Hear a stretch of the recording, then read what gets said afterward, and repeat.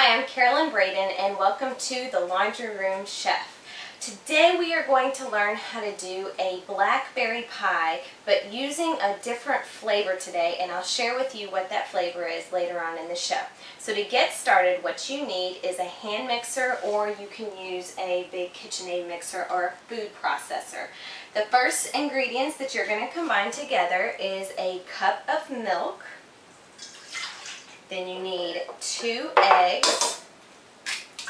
And a tip my grandmother showed me on if you lose a shell in your mix, what you can do is you can take the shell and you can go like this to find it and scoop it out, and this kind of acts like a magnet to get the piece that you dropped in. Something my grandmother shared with me a while ago.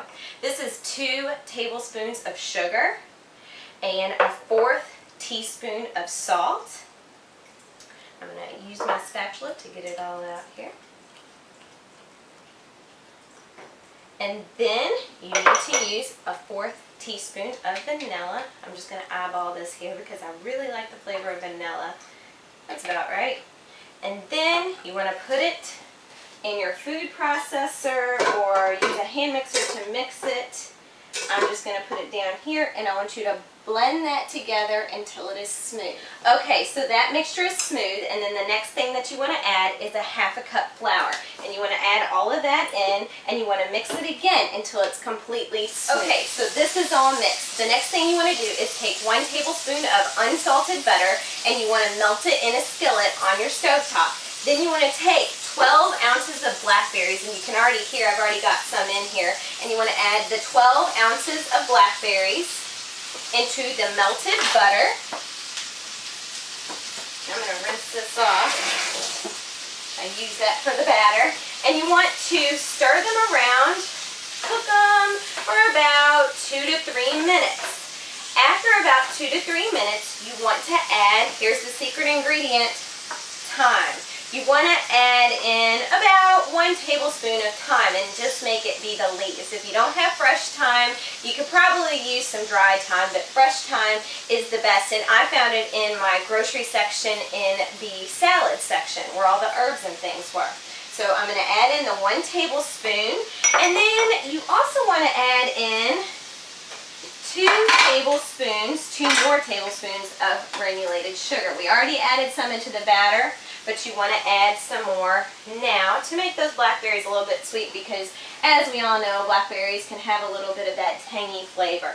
So you want to sprinkle it over here. I've got mine on low right now. I'm going to turn it up a little bit, and I'm going to stir this, and I'm going to cook this for about 1 to 2 minutes more until the sugar is a little bit like syrupy and sweet and sticky looking.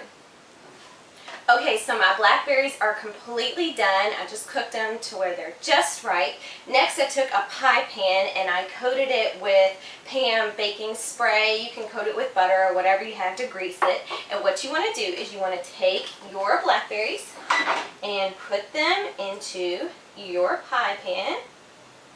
Oh, they look so yummy, so yummy. And then you want to take that batter that you mixed over here, and you want to pour this on top. And it's very liquidy, but this is going to make a wonderful, wonderful, wonderful pie. And then after you put this in here, you might want to try to evenly distribute the berries. You want to bake this in the oven 20-25 minutes. Just check on it, and the top is going to turn like a golden brown, and if you stick a fork or a toothpick in it, it's going to come out clean too. So you might want to check on it the last few minutes while it's baking to make sure that you're not burning it. This is called a clafouti. That's the technical term of it. I call it a pie. I live in the Midwest. We don't use fancy terms like this. This is a blackberry pie, and I got the idea from InStyle magazine, but I changed it to make it easy because they called to bake it in a skillet, a cast iron skillet, and I didn't have one because I'm cooking in the laundry room, and I know I got one somewhere around here, but it's packed away still somewhere because, as I've said in another video, we're renovating my kitchen downstairs. So make sure to get that in the oven. I've got it on a temperature 425 degrees, and I'll come back in about 25 minutes, but in the TV world it'll be right away, and I'll show you what it'll look like. Okay, here it is. It's all out of the oven. It's a nice golden brown. When you first pull it out, if it's a little bit puffy around the edges like mine was, don't worry about it because it will go down as it cools. Mine is still cooling as we speak.